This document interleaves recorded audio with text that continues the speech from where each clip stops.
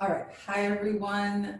I'm Mimi Tempestt, and this is the final episode of season 2 of Black.Queer.Alive. If you notice, it looks a little different because we're doing an in-person interview. Yay! I wanted to see if I could actually do this. And then Marissa lives in the same city as I do, so And I don't go outside or talk to people. neither do I. I really don't go outside either these days. Life. It's rough out there. Did you see the sky yesterday? Like, I woke up and said, bitch! Like, literally. I was like, is it still, whatever. It wasn't orange, so I was okay. Not really, but it wasn't orange, so I just held on to that. All right, I'm here with my really, really, really good friend, Marissa Houston. Marissa and I went to Mills College. We graduated last year. She's prose, I'm poetry, but we still blend and mix, and we're part of a beautiful group of Black writers called the Black Collective. I'm claiming that as our official name. It is our official name, and it's taken us 3 years to get I know, our official right? name. Never ask a writer to write anything. Right, because then that's just... Or name anything, or title anything, or do anything besides cry. I'm cute. It's hard to be a writer right now in this world. But anyways, let's jump into the questions. I'm so excited to actually do this in person. So I'm gonna have my little book here because that's how I remember the questions. Your name is Marissa Houston, obviously. But what's your age? What are your desires as far as like what drives you as an artist and as a writer? And what was the last question? And what are your pronouns? Okay, here we go. Pronouns are she, her, hers. I am 29. 90s kids we're hitting 30 and Yeah, we are. we're not okay. Yeah. We're not okay. I could probably start crying if I thought about that one longer. I mean, the shit that we've been through between like 2009 to like now is fucking ridiculous. Well, you gotta think, like, our childhoods were interrupted by 9/11, Yes. so it's just been, Downhill since then. I didn't mean to make a plain sound. Sorry, fam. What was the other question? Pronouns, age. You said 29. Oh, and what are your desires? My desires, as far as writing, like what motivates you to create in life? I think one of the big things for me is I'm motivated by creating a picture of Midwest Blackness. I don't think people understand how much in the Midwest Black folks are just, you're in an island of your own. You're basically surrounded on all sides. And you have that illusion, as I think Toni Morrison put it so well, when you're in the Midwest and you're in the Great Lakes state, that you're free, you can go somewhere, you can stretch into the great beyond, but there's land on the other side of those lakes, and it kind of stunts you. And the Midwest mindset, especially when it comes to something like Blackness, is non-existent. And you think about how most of the Black people in the Midwest got there during slavery, and then in the Great Migration. Like the 40s, 30s, Yeah. and 40s. Yeah. The Great Migration, when everyone south went north because jobs were there, and we didn't get met with welcome signs.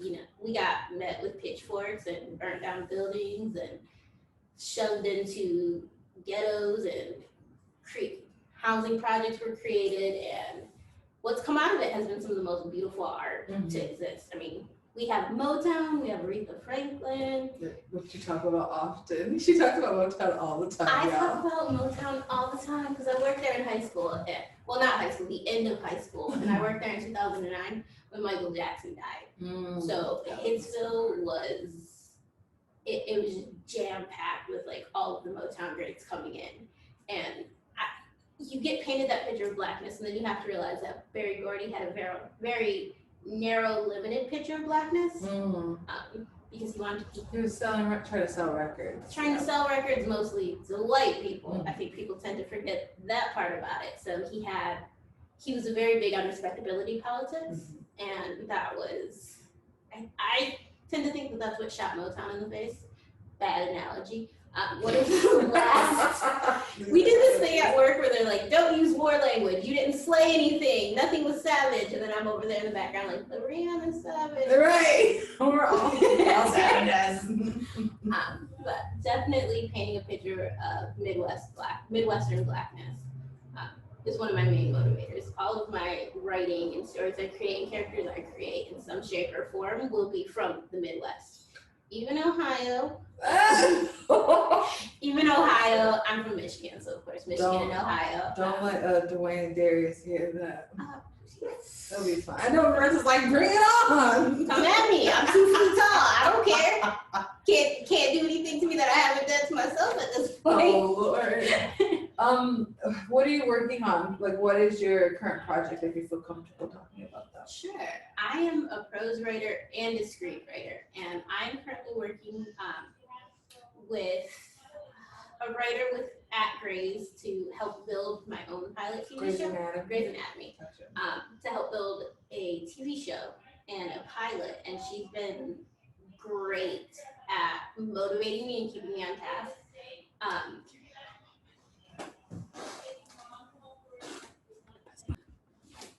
All right, so you said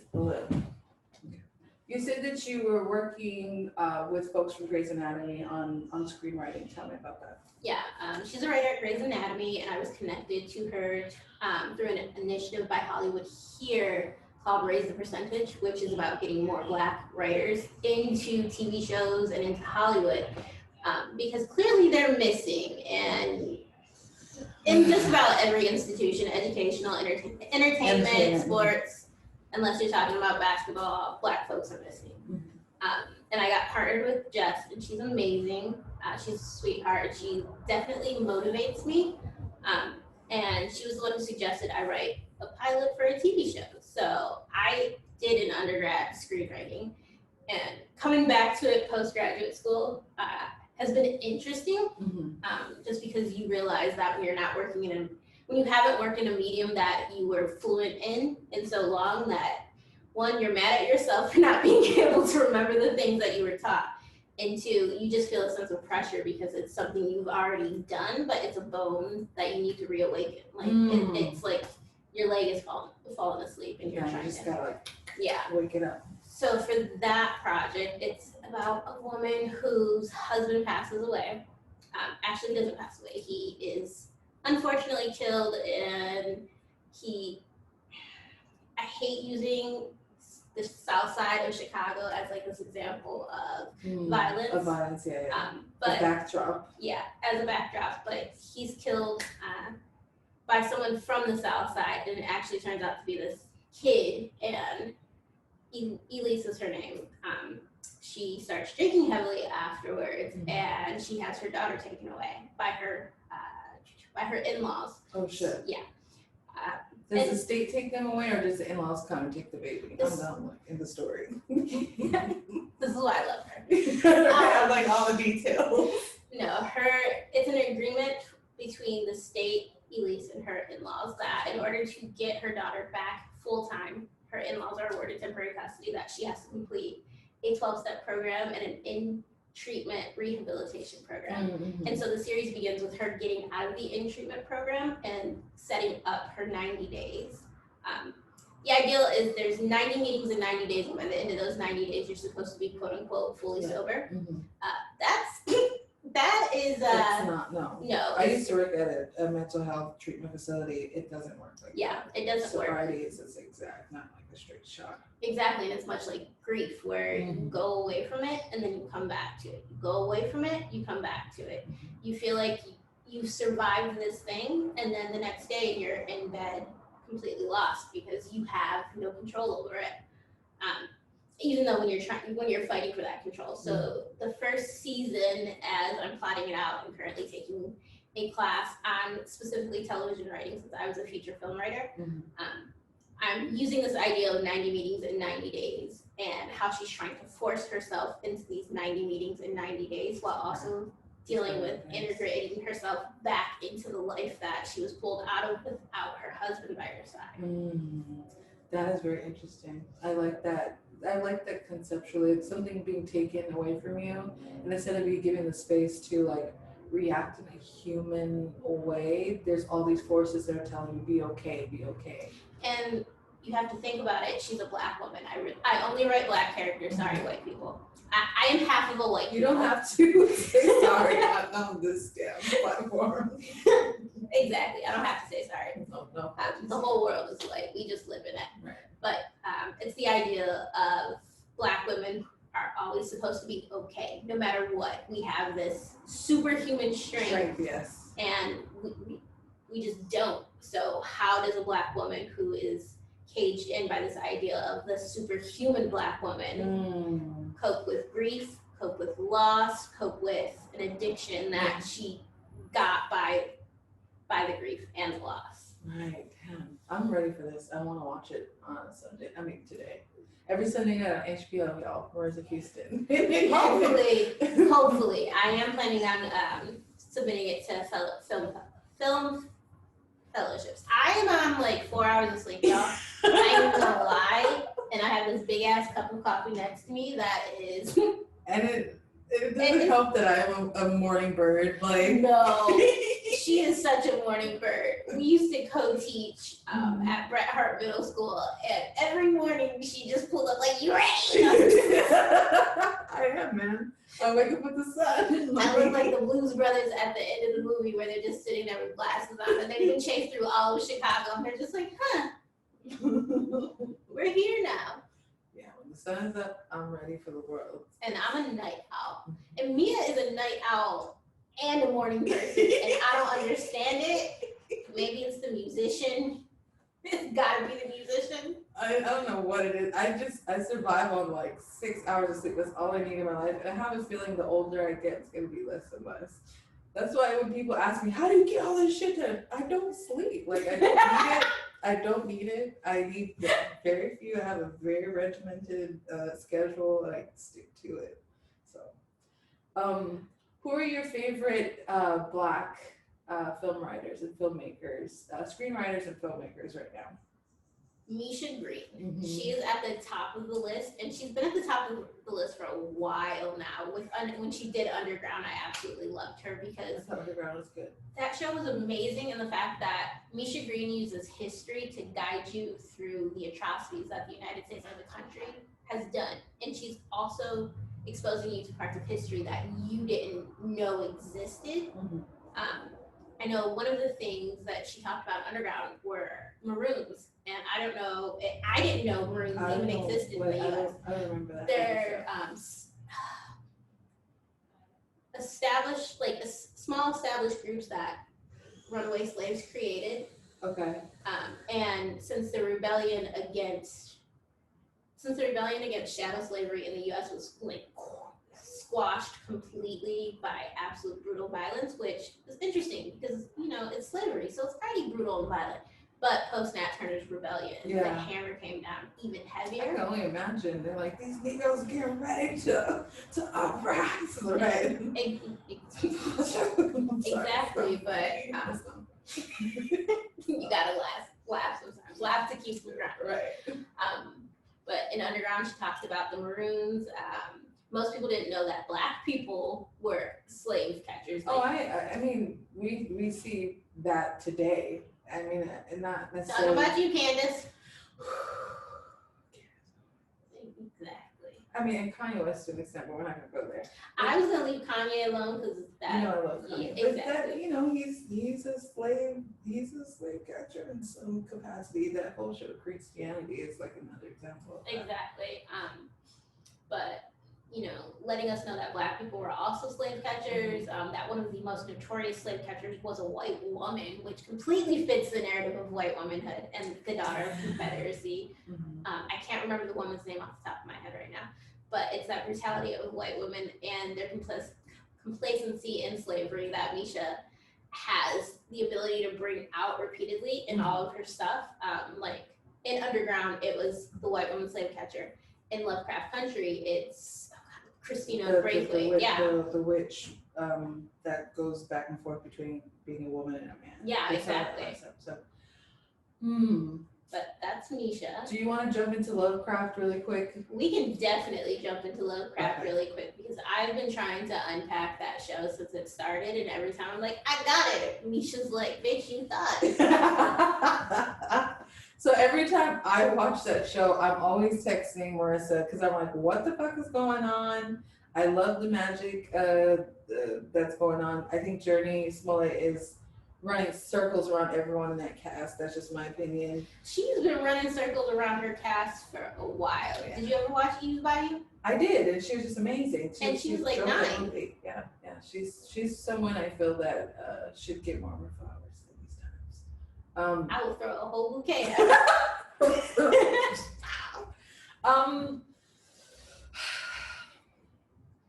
How am I feeling about the show? Let's talk about the last episode when Ruby got turned into a white girl.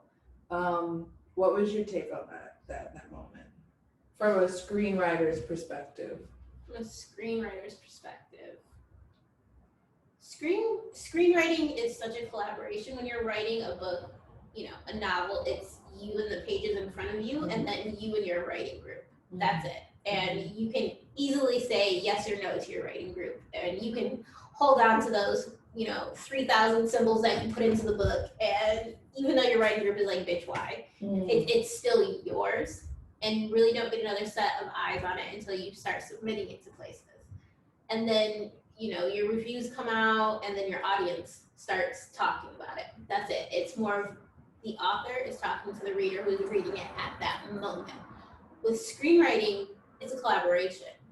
You're in a writer's room with probably 10 other people. You have producers who have their hands on it. You have actors who are maybe, suggesting that this shouldn't be that way, or they feel like the character that they're embodying wouldn't say something like this. Then you have every single news critic or TV show critic in the world. So it's much more of a collaboration, and it's an artistic medium that's all about collaboration and frames and narratives, because a director can see something on the page different than you. So it becomes a conversation between all of these artists in so many different ways. And my thing with Lovecraft Country, and specifically with Ruby turning into a white woman, is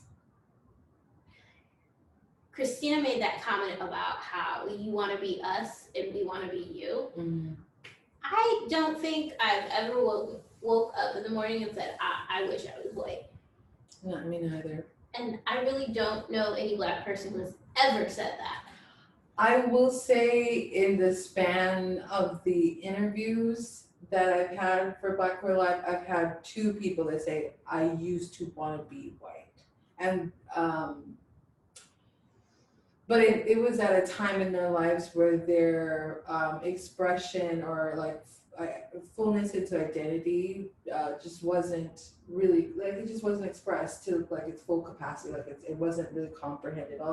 All they noticed were the oppression that the world throws at them. But I feel like once Black people get to a level of acceptance about their Blackness and what that looks like and what it could be, there is that doesn't happen. And I think that's what Ruby realized in this episode. I don't think Ruby ever wanted to be white. She wanted the privileges that came with being white. Got you. And what whiteness allows certain people, because you remember the scene where she's getting ice cream and she doesn't even have to pay. Yeah. She gets by on her whiteness alone. And from a screenwriter's perspective, that is it's such a nuanced ideal.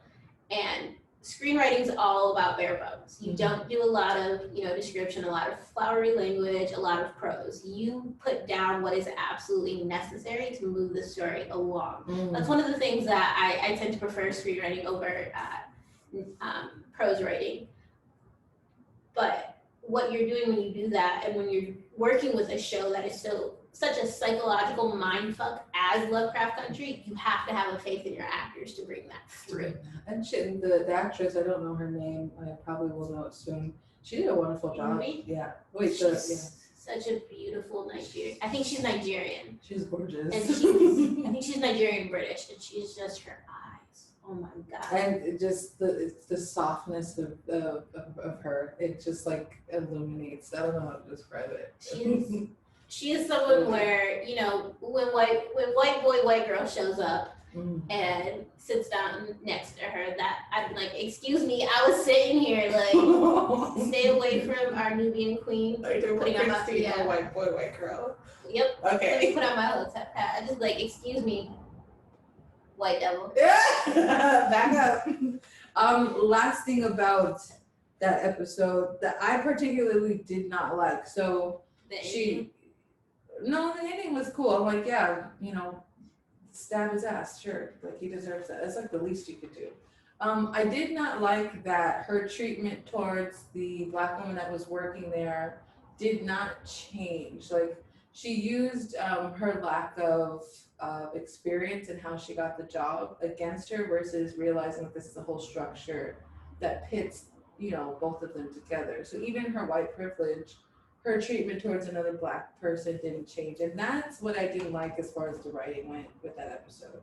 I think for me, I sort of saw it as Ruby looking for any reason, trying to find any reason that this woman was better than her on paper. And then when she started talking to her, she realized that she wasn't. And Ruby grew angrier by the minute because we're constantly competing between each other for that one spot that is open in a solid white industry. And so Ruby took it as I'm not good enough, and then realized she's not good enough. And I think at the end, when their boss sexually assaults the other woman, or is trying to sexually assault the other woman, I think a light bulb went off in Ruby's head that this woman wasn't hired because she was better than me. It's because he was trying to fuck her.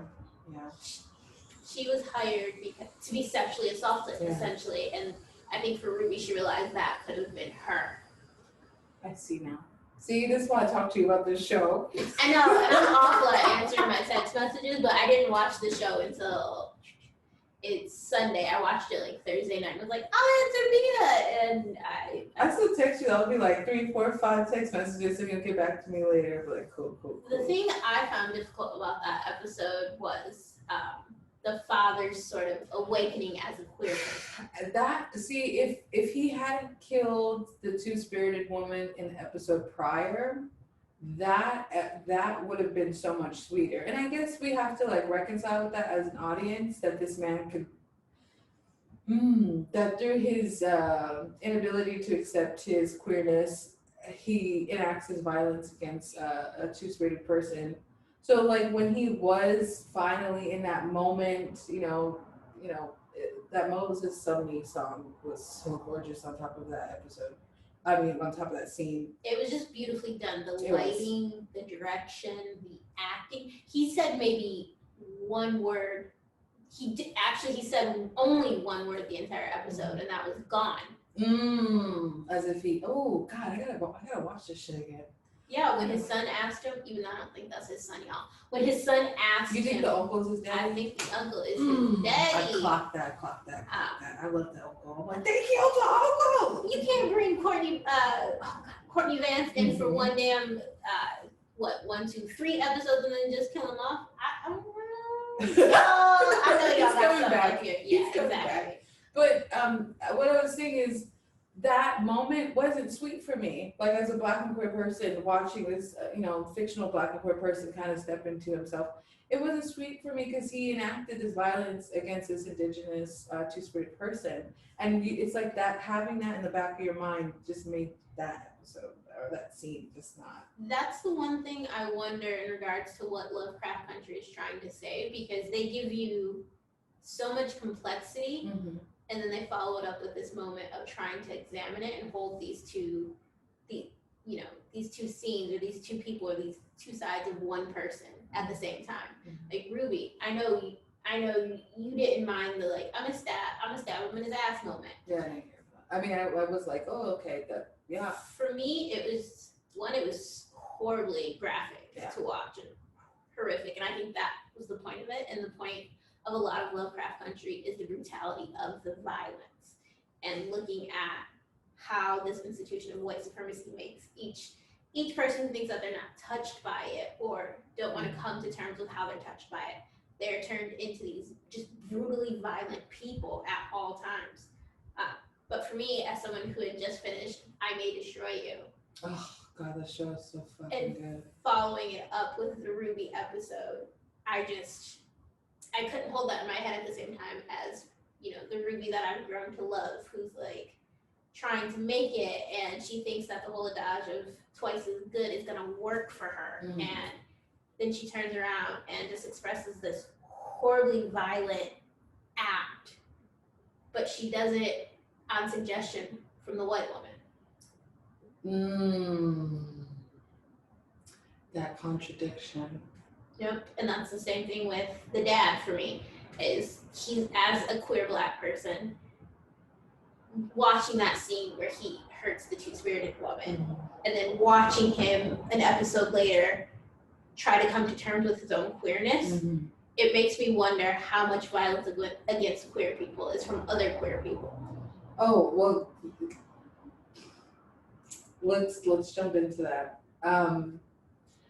We're noticing that a lot of Black trans women are dying in this country due to a lot of cis men, whether they're quote unquote straight or gay, they have this inability to accept their sexuality, their queerness. I feel when we talk about media, right, I feel it's interesting to watch these moments because it is a reflection of the times, but I also do think we have this capacity to stretch our imaginations to envision spaces in which Black trans women, Black trans people can exist in happiness and exist in normalcy and stability. I rewatched Pose last night because that is one of my favorite shows. In India Moore, please marry me. She's so gorgeous. They them. I'm sorry, excuse me. They them are gorgeous. Yes. They are beautiful, amazing, just spunky, and I'm in love at all times. But I digress. I brought this show up because there's that episode of the first season where Evan Peters' character says to Angel, India Moore's character, you know, you're the purest form of truth I've ever met. And Angel identifies as a woman. India Moore does not. India Moore is non-binary. Please, y'all, remember that. I did not know that. I thought she would. They were trans, like completely trans. They're trans, not non-binary. Yeah. Okay, cool. And in that scene, Angel says, "You think of me as a real woman. You think of this as my truth." And he responds with, basically, "Why the hell would you be putting yourself through this amount of brutality and anger and just pain if this wasn't your truth? Why would you do that to yourself? If you could easily fit cookie cutter into society and, be safe and be happy and live to your fullest ability, you would do that if this wasn't something you had to do for your own safety, for your own mental health, for your own protection, for your own growth." And that's been sitting with me for a while because my nephew's trans. And I worry about him daily. And even though he's a white boy, I'm terrified by the idea of somebody finding out that he was assigned female at birth and hurting him because that's my nephew. And even if he wasn't my nephew, it's still terrifying for me because trans people walk around in the world unsafe at all times. And even in the queer community, they're unsafe because, the Pose episode where Bianca wants, she wants to get a drink in a gay bar, and I remember that, and they kicked her out. Yeah, and that's pretty consistent for a lot of people who may not participate in queer communities actively. It's pretty consistent, especially for a lot of white queer establishments. So a lot of people will say, well, what about like the gay movement, or what about the queer movement? Like, aren't y'all fighting for something? Guess what? There's racism still within these communities, transphobia still within these communities. So it's not, and the funny part is a lot of the movements that we have are started by the Black, most marginalized offenders. Black and brown trans women. So a lot of white people have a lot of queer white people, gay white people have benefited from the activism of queer trans folks, trans POC folk, but still within this alternative community, there's a hierarchy, especially that's racism that's being placed upon us as people and as bodies. Yeah, it's that ideal of someone always needs someone else to feel superior. Someone needs someone inferior to feel superior, and if you need someone to feel inferior so that you feel better about yourself, do you really feel good about yourself? That's Tony. That's Exactly. Tony It's in a Toni nutshell. Morrison. Yeah. Let's okay, we talked we talked a lot about these shows, but they're good, damn good shows. And they're some of the only shows we have to investigate queerness as a POC, as a black person, as you know, you have a Mexican over here, you have a Cuban here, and those shows have been the only mediums for us to get that complex portrait of blackness that isn't only Black Americanness, that's outside, that's also that investigation of, you know, the African diaspora within the queer community. You know, it's weird, even though we have those shows to look at, I still feel like I'm unsatisfied. Like as a someone who's watching television, which motivates me. I'm like, yes, please continue to write shows. I want to write shows so that we can see ourselves. Because there's still so much work to do as far as representation goes. And the funny thing is, white people, cisgendered people, heterosexual people think we've had too much. Oh fuck, y'all! We have barely scratched the surface of what the stories that we know that we currently just exist in. Yeah, breathe air into. My best friend's little brother got wind of a rumor the other day that they were making Spider-Man bisexual in the MCU, and he threw a fit and, you know, went on this whole y'all are getting into, you know, wild with this gay shit and all kinds of stuff. And I'm like, do you understand bisexuality? Let's jump into that. Go for it.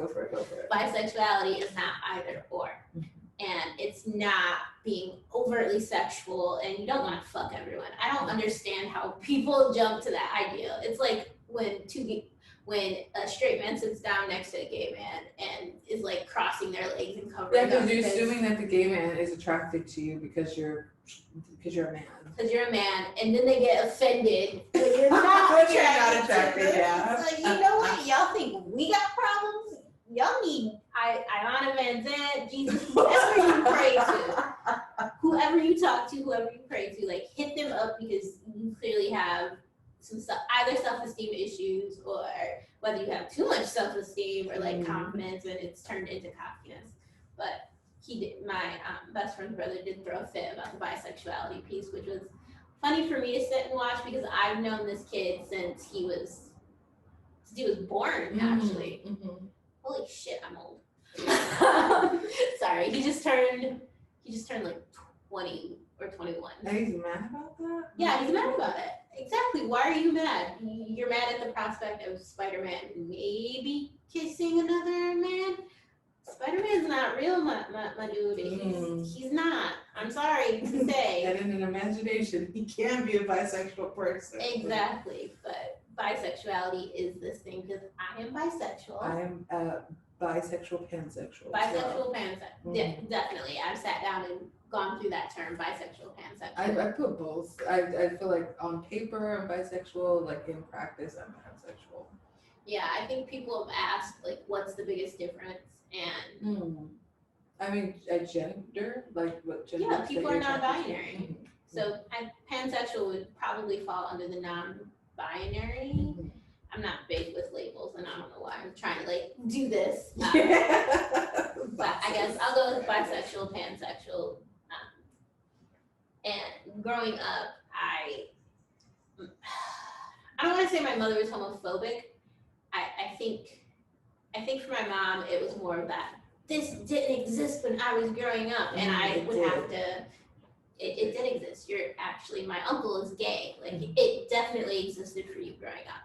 And I think she saw my sister one time kissing a woman, and she nearly, like, she had a conniption about it. And I've come to realize that it was more of her and my sister needed to like work out some of their issues a while ago, and that was my mom's response to that, because my sister has never been the cookie cutter version that my mom wanted her to be.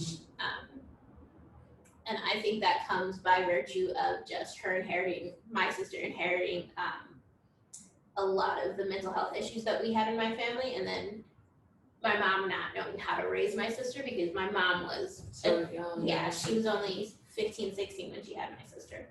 So I was terrified of admitting that, you know, I like women, and women are a lot prettier than men, and 9 times out of 10, we take care of ourselves better. And you know, there's just something about resting your head on a pair of boobs that is beautiful. Like, sorry. To die for. Exactly.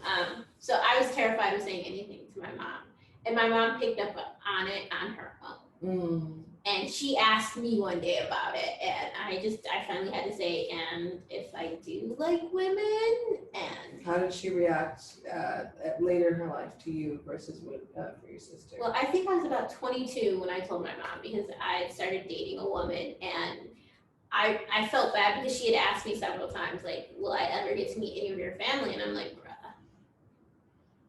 Damn. These people? You want to meet these people? Like, they're crazy on a good day. Like, on a good day, they're strange folks. On a bad day, like, you know, my uncle's nickname was One-Eyed Willie, and that was... And that's because when he used to shoot, I grew up in Detroit, y'all. Shooting is just... I grew up in Detroit, which is actually a pretty big queer-phobic city. But I wanted to be able to share this part of myself with my mom, because my mom was an amazing person who, you know, she had nothing and she gave me so much of everything she didn't have. And at the time, I never pictured it as being enough, but being, you know, almost a 30-year-old woman and my mom being gone for 3 years come next week, I've had to sit down and think about all the things my mom gave me. And one of the things that she did give me was permission to be myself. And she did that when I asked her that question of whether or not it was okay for me to like women. And she responded with, yes, what? Why wouldn't it? You're my child, you're my baby. I do wish that she would have extended some of that to my sister, but I've had to come to terms with their relationship was probably, I hate to say dead. War language again.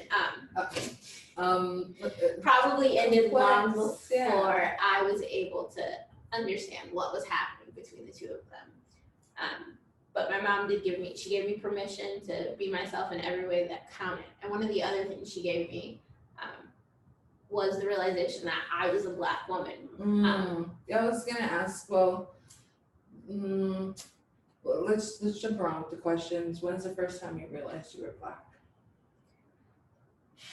I probably was in the second grade, first or second grade, so around 6 or 7. And how it came about is there used to be this old dude in the hood in Detroit, southwest side of Detroit, old Black guy, who would always see me out with my mom, and his question would be, your mama's white, your daddy's Black, what are you? And I never wrapped my head around that. I was like, Marissa. Like, that's what came out of my head, because I didn't have to hold the idea of Blackness or whiteness yet in the way that, or rather as Black children, we're forced to interrogate our Blackness and whiteness way earlier. Very early age, yes. Way earlier. So I think at 6 and 7, it hitting me was a lot later than some Black children get. But I finally, when my mom and I got home that day, I was just like, what the hell does he mean? I just could not wrap my head around it. And I was like, mom was Black, my daddy's white. And I'm like, what am I? I'm brown. I was just like, this is brown. Just looking at the evidence, yeah. I'm not understanding. But my mom sat down with me and she was like, your dad is Black. I am white. You are a Black woman, or you will be a Black woman.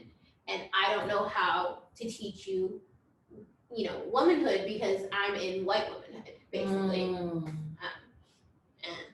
that was one of the best things my mom ever did for me, was explain that, yes, I might be biracial, but I'm not like a Halsey biracial. Yeah, or completely passable as white. Yeah, they're white, basically. Yeah. You know, there's this whole idea that biracial people get to choose, and you don't get to choose. Race is so socialized and such a big social construct that when somebody looks at you, that's what you are. I talked about that a little bit with Brandon Logan's, and he said that sometimes when you are racially like ambiguous, that people begin to uh, start placing like their own ideas of race to you. So some people are like, hey, they thought he was Filipino, some thought he was Middle Eastern, some thought he was like half black, half white, and he's just like, I identify as a black man. And that's like that claiming of that is, I think, essential for biracial people. It is, and it's also interesting because a few years ago, or not a few years ago now, a couple of years ago, I think, Halsey told the world that she was a black woman, and people were like, nah. And not only was it came more from black people rather than white people. And I completely understand why, because especially as black women, the darker you are, the more you are rather socialized or gendered as masculine and unattainable and unlovable. And you get lighter down the line. That's whiteness, white womanhood. You're closer to that idea of the cult of true womanhood. You get closer to that. So I understand, being angry at the fact that this woman who looks white and may not be white, may not be fully white, like in her DNA, claiming this identity that you don't even get to claim or like work within, and you're boxed in and closed off. And then you have shit like Rachel Dolezal and the other homegirl. Jessica Kruger. Jessica Kruger. And there's like two other bitches that came out. Yeah, that are like grad students, where they get to claim blackness and benefit from it because they are light-skinned black women when they're not even black. They're not even black, yeah. And exactly. And it's just been interesting to watch people talk about blackness and black womanhood because of what those women did, and interrogate this idea of colorism and colorist notions and attitudes. And I've caught a few people that are like, I'm now guarding the gates of blackness. And I'm just like, where does that fall for people who look like people like me who, quote unquote black passing, which isn't a thing either, but I saw somebody use that term the other day. That's like, nigga, what? Right, black pass. Isn't that just black? Like, I don't know what that means. I'm just black then. But they had the assumption that because my mother is white, because half of my DNA is European, that I'm not black, and that there are people that there's a lot of stories. I'm not getting into that. Well, I think of folks like Ava DuVernay, who's technically biracial. She did her DNA readout, and she has 2 black parents. I was gonna ask you about that. So you and I are both Afro-Latinx femmes, black femmes that are Afro-Latinx. My experience in being Afro-Latinx is I grew up in a Mexican household, but my aunties, my family members, specifically my aunties, were very racist and have very vivid memories of like just fucked up things they would say, comments on my hair, all kinds of shit that I'm still like trying to grapple with. And me and my brother and sister, at a certain point, maybe like middle school, beginning of high school, we're like, fuck the Latinx part of our identity.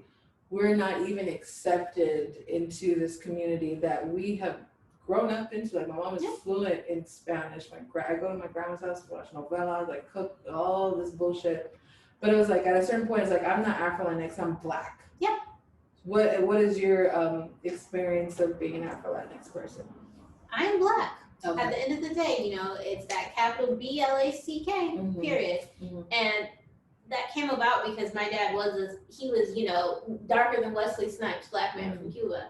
And when he came to Detroit, he came, post Mariel. I don't know if anybody's familiar with Marielitos.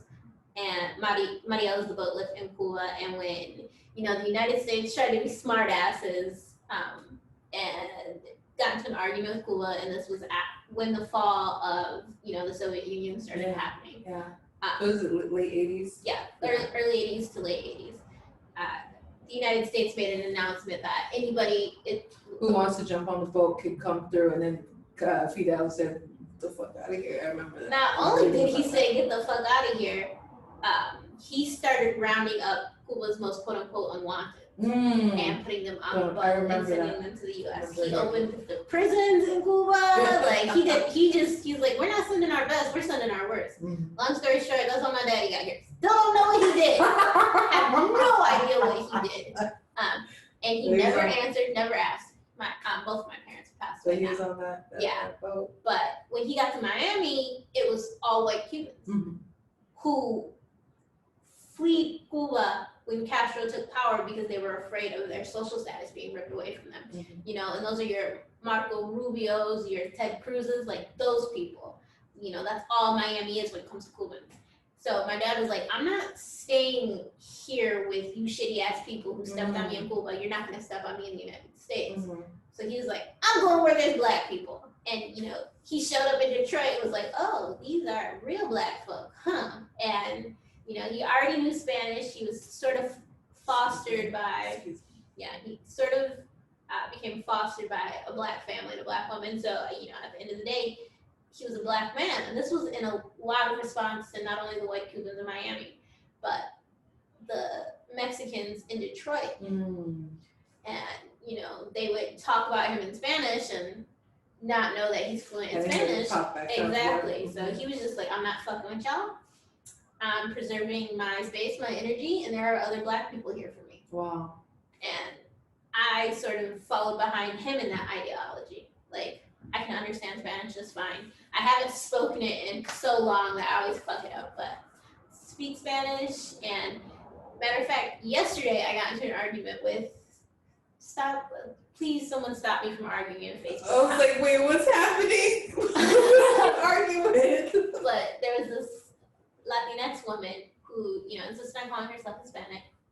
So she can be Hispanic, and she brought up black on black crime. Yeah. And it's like, so you understand that that's not a thing. It's just called crime. Like for any other demographic, it is called crime. You guys sold this whole notion of black on black crime to keep black people infighting with each other. Right. And to keep that narrative of this is why we oppress you, because you oppress yourselves. Oh. Exactly. And, you know, she went on this big spiel about there's black on black crime and why aren't you doing something to clean up your communities? And I brought up the fact that this is a stereotype. And this, you are literally being racist right now. Like you expect black people to atone for something that doesn't exist. And you expect us to answer to you about it out of all people when you have no skin in this game. And you're a white Latinx woman. Yeah. And, you know, she went on the statistics and I don't know if she didn't realize or, you know, and it was a younger Latinx woman. You know, she was pulling statistics from Fox News. Where does Fox News get their statistics from? Their ass. They're right. What the fuck? Fox News is exactly. Trash. And she started throwing those out, and I was like, okay, well, you account for MS-13 then. Since we're going there, why are your people coming here and being racist and hopping borders and stealing jobs? Why are they selling drugs to everybody in the United States? And she got so offended and kept telling me that she wasn't Mexican. I was like, that doesn't matter to me. If we're doing it based off of your parameters of judging people. Yeah, and she went on this whole spiel about how, you know, the Hispanic community is such a good culture and we protect and take care of one another. No, you don't. I'm living proof. I could speak for my own experience in life. No, you don't. Exactly. So Laura Cruz, you hear this. I think, and the funny part is I think there could be, from my understanding when I grew up, because I had my Uncle Pete. Uncle Pete talked a lot about, you know, the Black Panthers and the Brown Berets of Latinx and Blacks solidarity that happened specifically like in the late 60s, early 70s. And I think it's possible, but I think we all have to understand that this hierarchy of capitalism, of patriarchy, of American identity, ideology is just permeating us at every level. And people think because they're not Black that they are somehow outside of that hierarchy. And you're not. Latinx people, white people, Asian people, indigenous people, you're not. We can all work. White people too, like poor white people, like some like all struggling worse than we are. What did Chris Rock say? Nothing a white man with a penny hates more than a nigga with a nigga. I mean, shit, be mad. And you think that fluorescence extra is actually doing something for me? Like, that's the issue. Marissa, what are you searching for? Myself. Okay. There's really no other way to put it. I did take care of my mom throughout the entirety of her illness that sort of kicked up and ramped up when I turned 13. And so I spent from 13 to 26, so 13 years, just taking care of my mom. And I wouldn't, at the time, I was just pissed off and angry about it all the time. And why did my mom have to have diabetes? Why did my mom have to have kidney disease? Why did she have to have a heart condition? Like, she couldn't have picked a better time to have all these conditions other than, my entire adolescence. And looking back on 13 to 22-year-old Marissa, because that's around the time that my mom's illnesses started getting really heavy from 22 to 26. But 13 to 22-year-old Marissa, I just want to smack the shit out of her because I didn't know how many more days I had left with my mom, and I was taking care of her as much as I could take care of her, but I started feeling like I was missing out on so many things because I was taking care of my mom almost always. And it sucked right then and there, but in retrospect, there was no other place I needed to be. But I realized, when I moved to California, and I think my first night cooking myself a meal, I stood in front of the fridge for, probably 10, 20 minutes, just trying to figure out what I would cook for Marissa. Wow. Mm-hmm. And just for Marissa, because I'd always made it. It had always been whatever my mom wanted me to cook that night. That is what we ate. And it seems silly that, something as trivial as cooking dinner for yourself was a big thing for me because I didn't know what was Marissa and what was Ida. Ida's my mom's name. Because I had been wrapped up in taking care of her for so long, and that's what my identity revolved around, was my sick mother. And I planned vacations around her illnesses and had to pay my cousins to come and sit with her for a couple weeks at a time, and so that I could go do X, Y, and Z. That's what my life was built around, and it was terrifying, and it still is terrifying trying to sort out who Marissa is. Because so much of Marissa is still Ida. And I don't think that's bad in the slightest. But I also want to figure out, if I don't fucking shit, what was that damn fish my mom ate all the damn time? Halibut. If I don't like halibut, why am I still buying it? It's okay not to like it. And it's been hard for me to say something like that because in my head I'm like, well, you're disrespecting your mother's. Yep. And I know I'm not, but at the same time, it's still that feeling of doing it. And so I'm trying to hold my mother's memory and build my identity at the same time. And, my mom would not say I look like her, but there's just so many times where I'm like, I do something or I move something or, I twist in a certain way or I do my hair in a certain way and I look in the mirror and I'm like, oh my God, this is Ida. I'm my mother's daughter. I am my mother's and my attitude. People are always like, why do you have this attitude? I'm like, there are sometimes I say shit and I'm just like, oh my God, my mother is coming out of my mouth right now. I'm gonna go there. What would you want to hear from your mother in this moment? If you could talk to her. You're probably constantly talking to her. Oh, I broke down last night and started crying over her. And it was over something stupid as a BuzzFeed listicle where they were counting down the saddest moments of TV shows. Okay. And I love books and TV shows, fam. Books and TV shows. That is where I live. But no. And one of the scenes they were talking about was from One Tree Hill, which is something I never watched. Oh, God, my cousin made me watch that. I've never watched it, so horrible. Don't waste your time. I didn't understand any of the context around the images, but it was the two women characters. I don't know how. Two of the white women from the show, and the third white woman was her mother. Two of them, one of them. But she was literally passing, and they crawled into bed with her, and she asked them something along the lines of, you know, did I do all right, meaning raising them? And they answered back, you did everything right. And I had to sit there for a minute and just let myself break down, because I've always wanted my mom to know that I was a little asshole and I had a pissy ass attitude, and I was just angry sometimes, and it wasn't her fault. It was just me being mad at the world because I'd already lost my dad and I was watching my mom leave me. And, you know, I spent the last 4 years of her being alive knowing each day that she was just getting sicker and sicker and sicker. And by the time she passed away, she was so feeble and so small that it killed me. Like, it hurt so much. And one of the last things we did together was we went and saw an Aretha Franklin concert.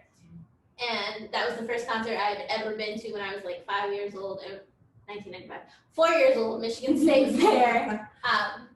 And I'd always heard Aretha Franklin, and she was always the soundtrack of my life growing up in Detroit, but I didn't know her name was Aretha Franklin.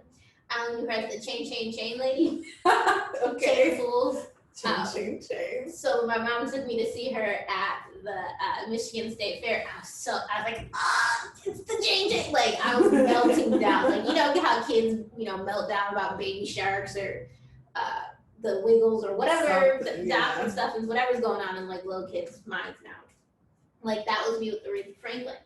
And it turned out the last concert I took my mom to was Aretha Franklin, and it would end up being Aretha Franklin's last show and my mom's last show. Aretha Franklin announced shortly after that she had retired fully, and as we know, it was because of pancreatic cancer. But my mom didn't want to go. She was just like, you'll have to push me. My mom was in a wheelchair in the last few years of her life. She's like, you'll have to push me. You'll have to take me. You'll have to do X, Y, and Z. And I now realize that that was more of my mom's pride and vanity getting the best of her, since we were going to be in the Cass Quarter, which they call Midtown now, white people. Rebranding. Come on, Detroit. Exactly. And I took my mom, and she enjoyed it, even though like the entire way down Woodward, she was just like, you're gonna be embarrassed. And I'm like, you embarrass me. This is not gonna be a moment where I'm embarrassed. But, you know, those are the moments I hold on to. And when thinking about this idea of what I would want my mom to say to me, I want to know that she's proud of me, and I want her to know that she raised me as well as she could with a woman of limited means, and as a white woman who didn't know how to raise a Black daughter and didn't know how to contend with the ideal of Blackness. Even though, you know, anytime someone did me any wrong, my mom was like, I'm finding the number for the NAACP. Like, your mom was fucking ready. She's like, I may not be able to just exactly. Anytime. Like, I remember this time in middle school, home ec, I accidentally sewed myself to the sewing machine. And Marissa, what are you telling me right now? I went home with a note from the teacher that basically said Marissa was only allowed to participate in like the cooking aspects of home ec class. No sewing. No sewing. We can't trust her around sharp objects. And my mom was so pissed off. My mom got that note, and she was just like, "Is she white?" I was like, "Yeah, she's white." My mom's like, "All right, I got you." Like, damn, she was like, your mom was ready. She was ready. And then my mom tried to teach me how to use the sewing machine, and I put the needle through my hand, and my mom was like, all right. Yeah, your teacher might have some, let me pull back the troops and, you know, rescind that letter from Jesse Jackson, because you can't be trusted with the sewing machine. Like, I still got the scar under my finger. That needle went straight through. My mom was like, all right, I'm raising. Oh God, I'm raising someone who can't walk across flat ground, can't be trusted with sharp objects. Speaking of sharp objects, when do you feel safe? When do I feel safe? My transition. I was like, When do you feel most safe? Usually in a group of queer Black people. Like the second part of that is Black people in general, but you know, being Black and being queer, you're always on that defense because you're waiting for someone to say something about, you know, trans Black folk or gay Black women or gay Black men, or you're always waiting for that because you know it's coming. Yeah, or at least it's running in the back of their head. And for me, when people see me, they're like, "Is this bitch gay? Is she non-binary? Is she this and that?" It's just that interaction in cis Black spaces make me kind of nervous. Which is, it's so weird when you think about it. 'Cause, you know, when you walk in a room full of all white people, you always looking for that one Black person. You're like, please be another Negro in here. And then when you see him, you're like, cousin. Like, there's that click there. And then, you know, that added layer of queerness is, if you do click, will they be able to know who I am? And will I be safe when they do know who I am? And it's always a question of safety for queer Black people. And it's all, especially our trans brothers and sisters. And it's interesting because, you know, you get into that whole headspace of, well, you're Black, that's fine. Like, Black is the most important thing, and that's why we're fighting. And, you know, don't worry about the gay shit now. And you're just like, that's that quote unquote gay shit is one of the reasons why Bayard Rustin was arrested. It was one of the reasons why he was abused by his own community. It was like, Blackness doesn't outweigh your queerness. It just gives you a different level of protection in certain circles and a different level of community in certain circles. And I'm finding that people, when they revert to that, they don't understand the work of intersectionality, which is Kimberly Crenshaw's perspective. Like, that's where this shirt comes from. I just need to for a second. Oh yeah, please. Flux. Am I inferring? Yeah. Also, look at how, I think what's interesting about this moment with Breonna Taylor in particular is how they're trying to pay off the family the same way they did Sandra's people. And basically what they're saying is, and somebody brought this up the other day, there's a white woman who got killed by a Somali Muslim Black man who was a cop. And, you know, he used the idea of, I feared for my life when he killed this woman. And her family got $55 million. How much is Breonna's? 12. So even the cost of death. Even in death, Black people aren't deemed worthy. And that's even insinuating that her life is worth money. And fuck, man. You know, it makes me think about the prison industrial complex. Yeah. Because Black folks are incarcerated at the highest rate in this country due to institutionalized racism. And each Black person behind bars works, and they work for pennies. And whatever they're making, license plates, coffee cups. Oh, no, firefighters out here in California. What they're doing is being charged and paid for, but they don't see any of that money. So there's always been a price on our heads. And that price is in exchange for our labor. You know, it reminds me of when white people, you know, suddenly find out about some injustices in the world and they immediately run to their Black friend and are like, did you teach know? me about all of this? And you're like, for free? Right. What is your take on Black cis people who may not understand Black queerness? Like, well, how do you interact in that space? When people say, can you teach me, or can you point me to resources, ideologies, people, writers, books, like, are you more willing to give that information if there's a willingness versus if a white person was like, hey, teach me about, you know, the oppression experience? I am because I understand, because I came from this impoverished background, that Black people are poverty stricken. Not all of us are, and I don't want anybody to like run and take that and like scream about how I'm an elitist. But the fact is, we don't make money at the rate that other groups make money. No. And we can't always pay for X, Y, and Z. And you know, that's why it's so important to support Black businesses and to support Black artists and, you know, all this content that folks want to see at the end of the day. We need that money to make it.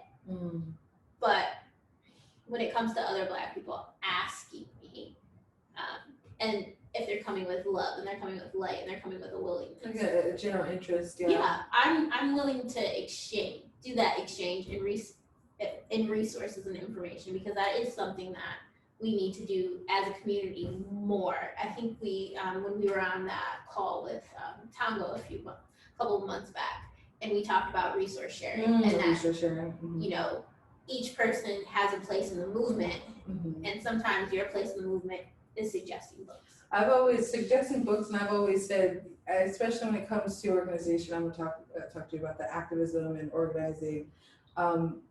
Everyone is going to have a battle in different arenas. Yes. And it's your responsibility to, one, be ready for that call to action, and exchange ideas, exchange resources within people, within their different arenas. You have been an organizer since 2009, when Barack Obama was becoming the first Black president. Tell me about what that process is like, and how it's influenced your political analysis that we're of today, because we're in some fucked up times. I was like, God damn, Ruth Bader Ginsburg just died. As someone who is Black and Jewish, that hurt. No, that really hurt. And she died at the night of Rosh Hashanah. I thought that was the kickoff of Rosh Hashanah. Yeah, I thought that was very astrologically, and like just knowing spirituality. Well, someone who passes on Rosh Hashanah is usually considered the most enlightened of us all. Oh wow!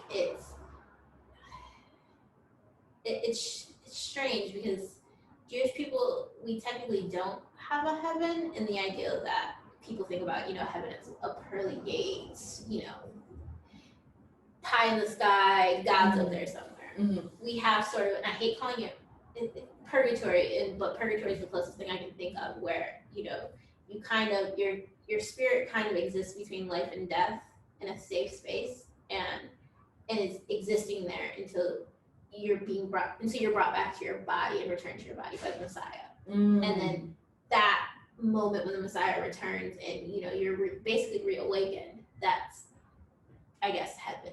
Okay. But to the activism question, I've actually been doing it since 2008, when I was 17, because I couldn't vote in the election in 2008, and that was like the worst moment for me. I was like, there's a Black person that can't vote. What the hell?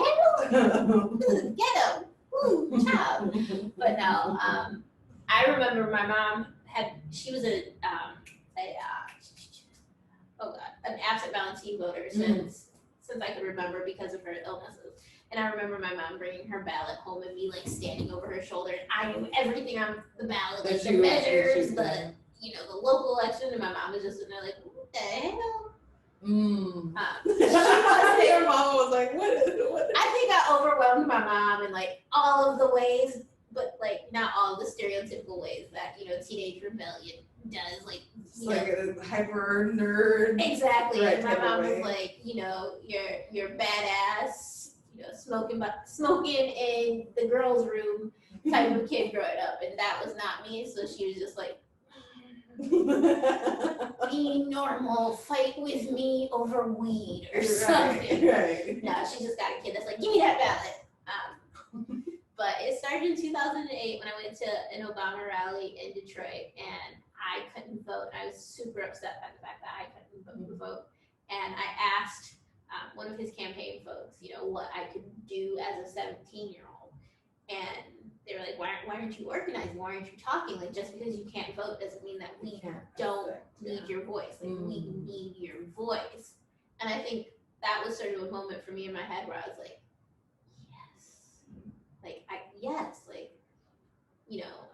I'm 2 feet tall. I'm actually not 2 feet tall.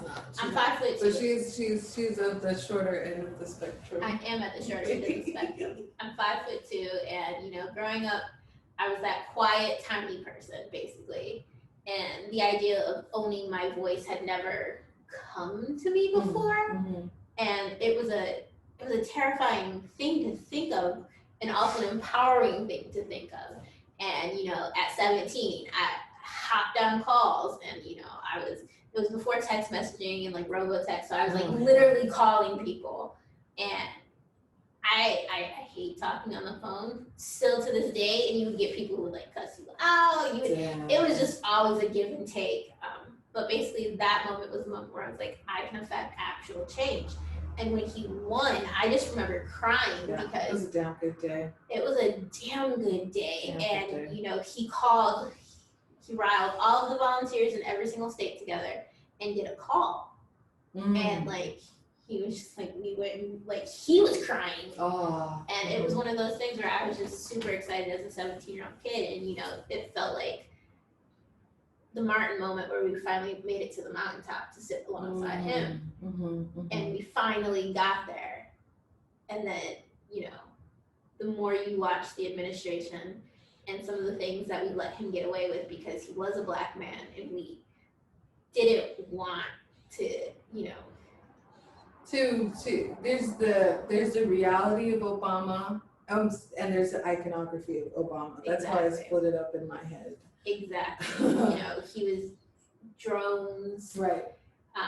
Ice camps, like, you know, these things aren't new in the Trump administration. They're things that were created and established under the Obama administration. And because we didn't pay attention to it and we voted for that iconography, we hurt a lot of people in the process. And we're still we're hurting as a result of some of the decisions that he's made.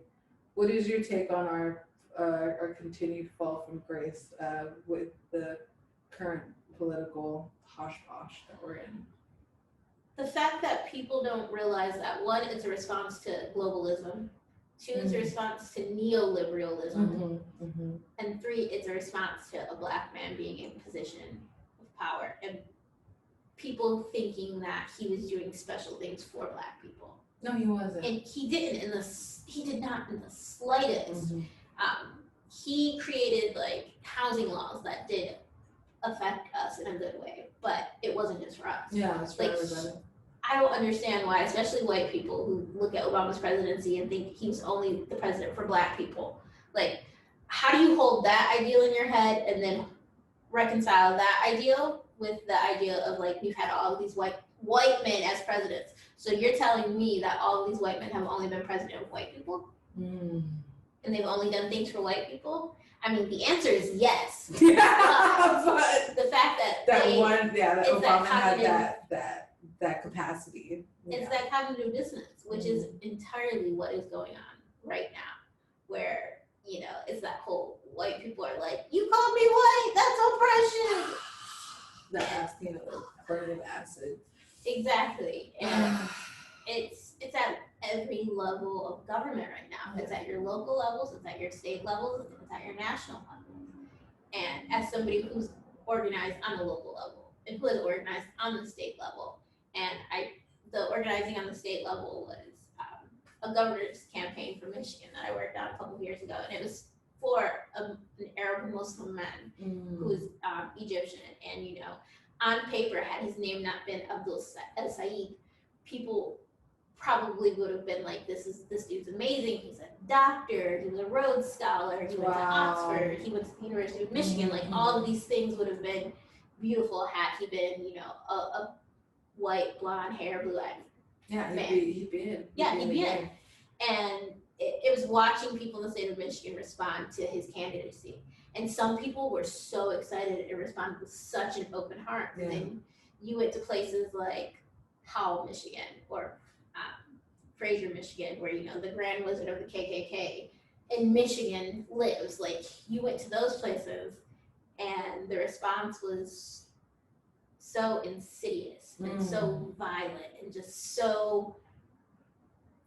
I don't think white people have seen themselves, if that makes sense. I don't think they see themselves. I think I don't know how to fucking put this in words. I think their way of life, they think is the norm. Like, this is norm. Well, because the thing is, it has been established as the norm. But there's so much evidence and expressions that have proven that your norm is not it. And you just, it's like an amnesia, it's a blindness to really recognize and reconcile with who they are within this structure. They don't see themselves.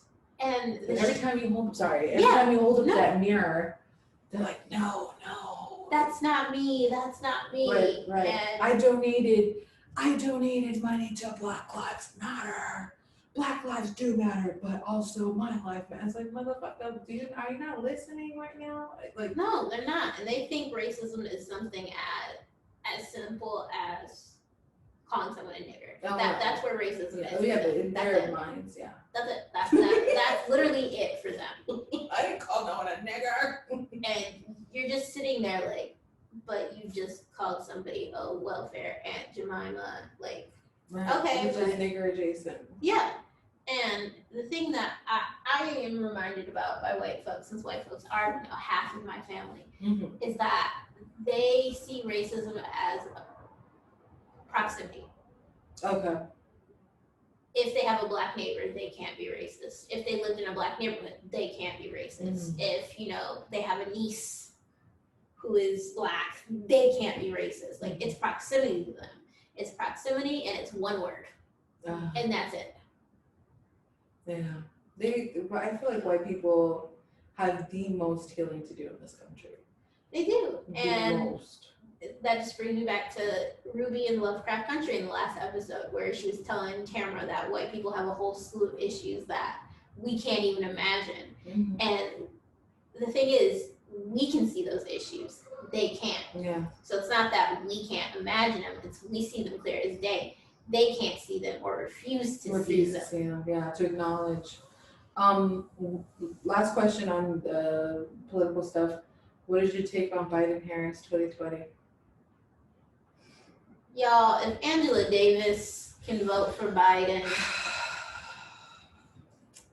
just suck it up and do it, because we can't make any type of change if all of us are dead, and that's what another 4 years is. And I don't blame black folks and non-white folks who are hesitant to vote for them. I don't in the slightest. It's the white folks who are like waving around their protest votes and their ballots, and I'm like, you're a protected class either way. You're not the first on the chopping block. No, you're not.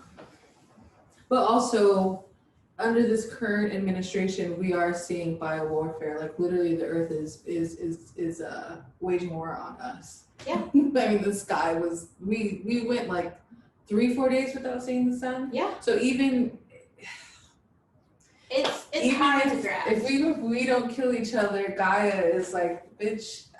Y'all gotta go. I'll get rid of y'all so quick. Evicted. Like, I understand that, but I just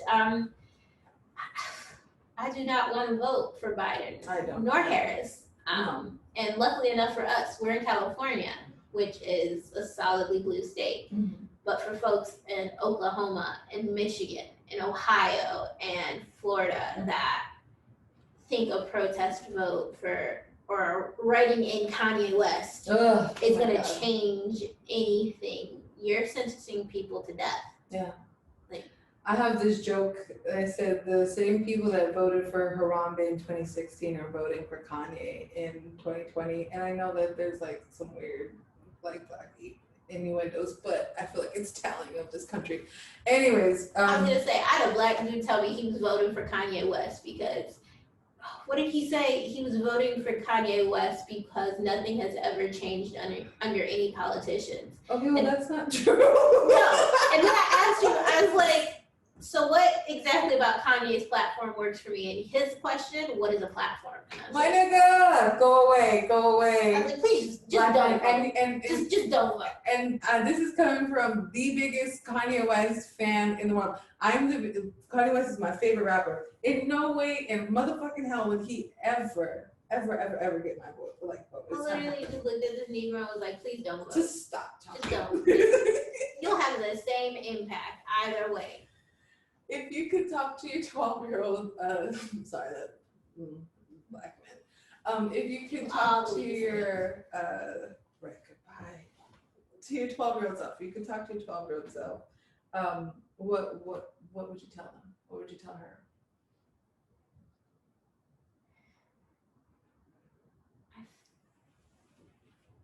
I've been going back and forth with this question ever since I read it. Because 12-year-old me was so insecure. And I mean, 30-year-old me, 29-year-old me is still hella insecure. Like, more Issa Rae insecure and less like everyone hates me constantly insecure. Oh, wow. But I think 12-year-old me who, you know, boys weren't sending me, you know, Valentine's Day grams when we got them. Nobody wanted to talk to me. Nobody wanted to be, you know, my boyfriend or whatever it was. And, you know, a gay bitch now, so it don't matter.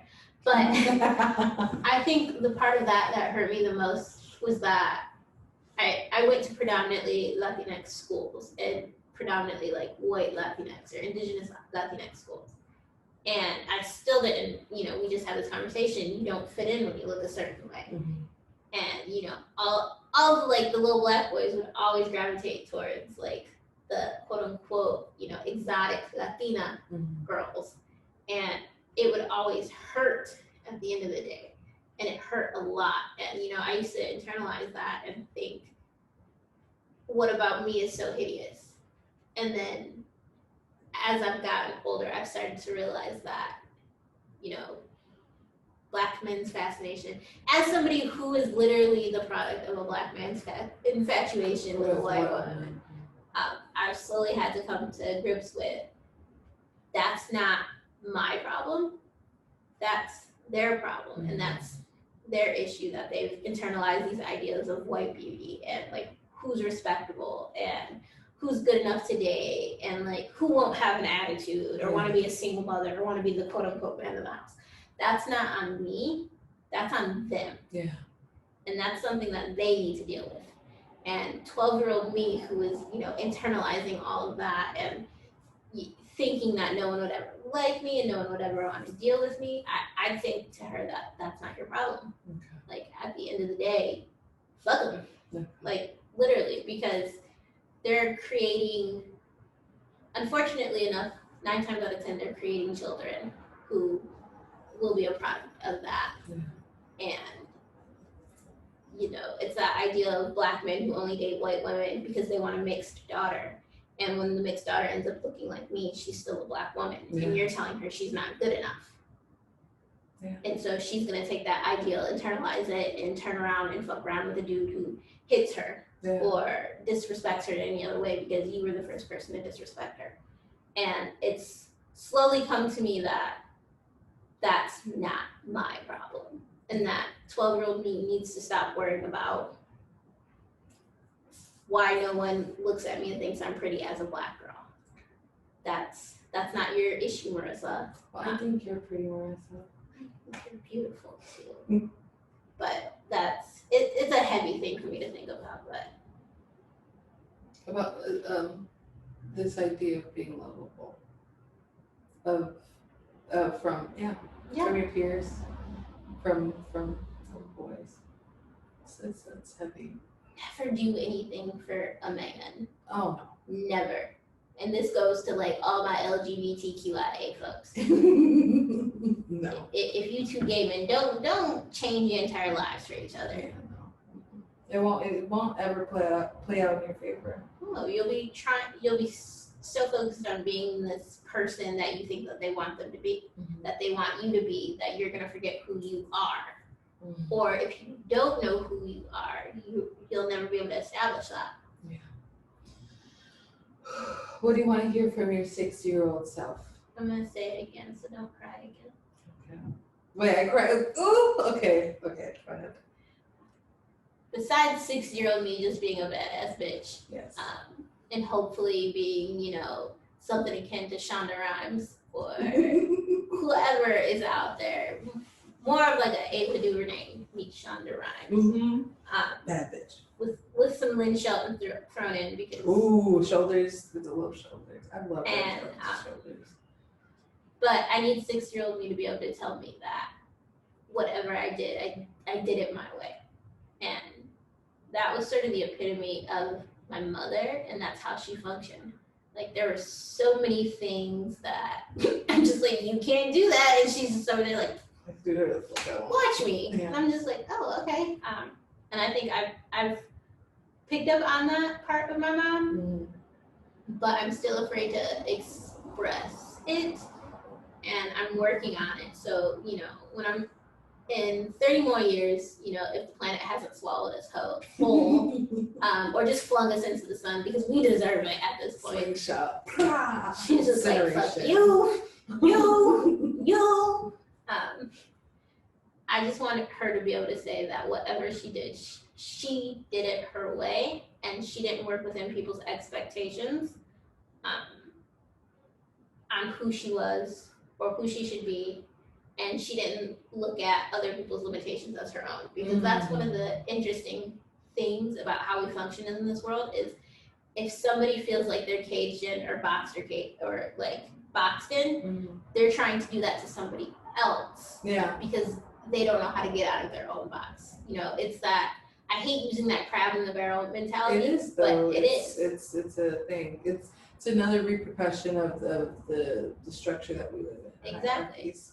And I want 6-year-old me to not have herself stifled by somebody else's limitations, and that's been interesting to think about, because you don't realize how if you're afraid to do something or scared to do something, and you talk to somebody else about it, and they say no, you can't do it, like pause and think about why they're saying that to you. And actually, this is something that I picked up from you. From you, or should I say from Miss Ruthie. Because you used to tell me all the time about how your mom would say, do it. What's the worst that could happen? Yeah. And, as a little nerdy kid with a sick mom, I was always like, everything can happen. But can I tell about that story? I can't remember what we were doing, but I was like, Marissa, we're just gonna do it because, she's like, how are you like this? Why are you like this? And I said, as a child, my mom, used to take us to these amusement parks, and we were tall, we're big kids. Like I'm the shortest in my family, which is crazy. And I'm shortest. Right, I'm 5'11". So we were big kids, and my mom were like 3, maybe like 4 or 5, and we were tall enough to get on the rides. So my mom would be like, we're gonna get on that ride and that ride and that ride. We're like, bitch, you crazy? We're not doing this. We're not. What? Do you see that? It's a loop right there. My mom like, what? And you're tall enough for you to get on it. And my mom's thing was, just get on it once. And if you didn't like it, at least you could say you tried. So that philosophy, my mother's a Leo, so she just has that fire. I'm a Pisces. You and Sheila are like the same person. It's disgusting. It's funny though, because my mom was an Aries, and like she was always that way for herself. But I think because I was her baby. She just had like an extra. She was like, no, you can get hurt. No, this can happen to you. No, this will happen. Like, no, my mom was like, we're gonna run you till you die. And it didn't help. If you're not dead, you can do whatever you want. Like, I like that. But did you die? That's literally my mom. So my mom used to be a college coach too, and sit there with one arm. But did you die? Right. We used to run, and my mom was a college coach, and she would tell her girls while they were training, you will pass out before you die. Keep going. And unless you've passed out, do not complain to me. Just look. I keep that with me. That's the shit that motivates me. But yeah. See, sometimes I think that I needed that hard ass, because my mom was a thug. Oh, my mom was a thug. But for some reason, when it came to me, like my mom was do as I say, not as I do. That was her favorite fucking saying. And like, I'd be like, well, you're doing X, Y, Z. You have this many tattoos. My mom like, do as I say, not as I do. I'm just like, hypocrite. And she'd be like, dude, you want to call somebody a hypocrite? Like that would be the call out. But anything else along the lines, my mom was always like, you're my baby. If you feel like something's gonna happen and you feel like something's bad about it, and it's that fucking Pisces intuition that just it's like spidey senses where you're like, you will die. Yeah. And you're not gonna die. But I love that you adopted that. Yeah. I mean, I did. It almost had me taking a job in Los Angeles last week. Okay, shit. Well, I didn't You get to take it because what's happening? I didn't get to take it because I would have lost like half of my income. Oh, and okay. you know, if there wasn't a pandemic going on outside, I'd have been okay. Don't But leave me though. I'm not leaving yet. I'm not leaving yet. If LA's gig economy wasn't down and I knew I could carry We're done out there. exactly. If I could carry, 3 jobs doing 3 different gigs and then this full-time job, I think I would have been fine. Mm-hmm. But I almost when I got the call about it, I was like, yes, I'm taking it. I'm looking for places in LA right now. I was like, yeah, I'm gonna do it. I'm gonna seize the opportunity. Did I die? Like that was in the back of my head. So I was like, Mia would do it, and Mia's mom would say do it, and I'm just thinking, I'm like, but you have asthma, you have jaw issues. Nobody in LA wants to wear a mask. We were no. Some places this not. That's yeah. Yeah, that's what stopped me. Actually almost dying is what. Like if it wasn't a pandemic, I'm like I didn't die, so let's go. But pandemic, I'm like you could literally die. Yeah. You will literally die. Please hold on. Please don't do this. This is my last question. I have 2 more questions. If you can change into anything, I'm trying to memorize them. If you can change your identity, would you? And I'm expanding this question to you could be a bird or like a cloud or something. You're doing this because you already know what my answer is gonna be. Mm-hmm. A bitch needs to be a cat, okay? Cats have beautiful, perfect lives. My cat runs the damn show. Like when Mia called me earlier to remind me, yes, Miss Kiki, who Drake didn't name her. Anytime In My Feelings comes on, Kiki's like, oh shit, this is my jam. What's up? Drake gives me a shout out. You are a cat, okay? But no, I would definitely be a cat. Like they don't pay bills, they run the show, they get to run their mouths. Like they're just like, don't touch me. Wait, love me. Don't touch me. Wait, love me. Like they just. And I think I was telling you about this last time, where there was like a woman who decided to go trans species and really declared herself a cat. Was she white? Wait, did I ask yes, that? She was white. Yeah, we know she was white. Trans species, but transracial. Yeah, I don't want to be a human cat. I want to be an actual fucking cat, like McGonagall, like Minerva McGonagall cat, and fuck J.K. Rowling. I know that bitch needs transphobic at this point, and they need to take them motherfucking roller coasters out of Universal Studios at this point. How can you kill a series for an entire childhood? Entire generation of breeders. I still am struggling with that because all I wanted to do is sit down and have a Harry Potter movie marathon. Yeah, we can't do it. And bitch about the fact that the movies suck, and I'm just. Yeah, but please tell me about Minerva McGonagall cat. I do. I want to be a Minerva McGonagall cat. Like, you know how you could just fuck with people. Like you just straight up pop into the human and then pop back into the cat. And the folks are just, and I would just be doing that at random to folks too. Like, I'm like, and have them question their sanity a little bit. Because think about cats. Cats do that shit all the time. Where you're like, I am not crazy. That bowl was full. What the fuck did you just do? And the cat's like, I am starving. You never pay attention to cats do nothing but gaslight you all the time. 24/7 motherfucking cats. But I love cats. People think cats aren't full of love. They are. They just have human attitudes. Like if they don't want to fuck with you, they're not gonna fuck with you. Yeah, I respect that about cats. Exactly. And dogs give their love to everyone. Yeah. And I'm not polyamorous. They're the hoes of the animal kingdom. They're the hoes of the animal kingdom. That's so stupid. The dog is the hoe of the animal kingdom. They just gotta love everybody. That's so stupid. I love that though. New appreciation for cats. Cats don't be giving their love to just anybody. No, they don't. They love you especially. Yeah, you have to know that you're loved when you're loved by a cat. Is there anything else that I may have not touched upon in this moment that you really want to express? Besides me asking Rosario Dawson to marry me, please. We can just be 2 beautiful brown Black women, please. And she gives me Leslie vibes too. Have you seen her in a power suit? She did a TV show on USA that unfortunately got canceled because y'all cancel every fucking thing I love, but we're on like season 900 of Supernatural. But she wears power suits that entire show, and I'm just like, wow, if I wasn't a gay baby, I'd really be a gay baby now. There's just something about a woman in a suit. I'm sorry. There is. So like, and it's tailored correctly. And Zendaya, right? I always fuck up her name. When Zendaya puts on a suit, ooh, bitch. I feel like her older sister, and when I see her do things, I'm just like, no, you're not grown up yet. Oh, but she is grown. She is. She's like 24. Yeah. But and she's usually always in Oakland. You know, we're in Oakland. She's from Oakland, so she runs through here. But I'm always just like, she's my little baby, and she's 5'11". I'm 2 feet tall.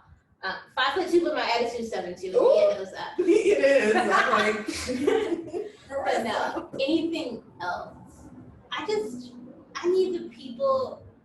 One thing that 2020 has taught me is that each time I think I know what loss and absence feels like, there's more loss and absence. I've come to realize that I don't know loss as intimately as I thought I did, even though I watched my mom pass away. So I need the people who are in my life to know that I love them, and that if I haven't said it lately, I'm grateful for them being here, and for taking care of me, and for loving me, and for just existing, because we have to keep reminding ourselves, of that. And it's so hard right now to feel love and to feel community and to feel respected because of the way that the world's working. But it's out there. Yeah. And if you are a person who loves someone else, and I don't care if you love them romantically, platonically, say that to them, because it's always been that adage of you don't know what tomorrow may bring, and you're never promised another day. But it has never felt more severe than now, for me at least. I think for me, it wasn't a surprise that Ruth Bader Ginsburg passed away, because she had been fighting cancer for so long, and she used her last few years of life to hold on for us. The one that truly, the two actually that truly stopped. Kobe and Chadwick. Gigi, his daughter, and Chadwick, and even Naya Rivera. But Gigi is the one that really was like a gut punch, because Black girls don't get to grow up. Black girls don't get to be loved. Black girls don't get to be the center of attention. And even, a Black girl with a clear head start in life who was going to, smash the WNBA and outplay everyone, she still had, the grains of sand in her hourglass were still done. There was nothing that could have stopped it, nothing that could have saved her. And in my head, that hurt and shocked me the most, because she was so privileged, and she, was at a head start to lead a beautiful life and be a beautiful Black girl. And she still didn't get to do that, because the universe, not only are Black women fighting the world, we're fighting the universe, and we're fighting time. And there is nothing more severe, more brutal, more imperative than time. And time is constantly, you will never win a battle with time. Yeah, no, it's when it's done, it's done. And the thing that I heard about Chadwick is that it was clearly a man who knew he was looking at the end of his time, and he gave everything he had in those last 4 years to us. And he kept giving, people always say he kept giving hints and we just didn't pay attention. Yeah. And he did, but he also walked in everything that he did with an understanding that art lives forever. Yeah. And that if I do this for y'all, you will pick up when I'm gone and continue it. And I've just been holding those two in my head forever. And even Naya Rivera, who died for her son. Yeah, saving her baby. 3 Black people, 2 Black women, 2 Afro Latino women. Like it's just been it's been a year, and I just need folks to know that I love them.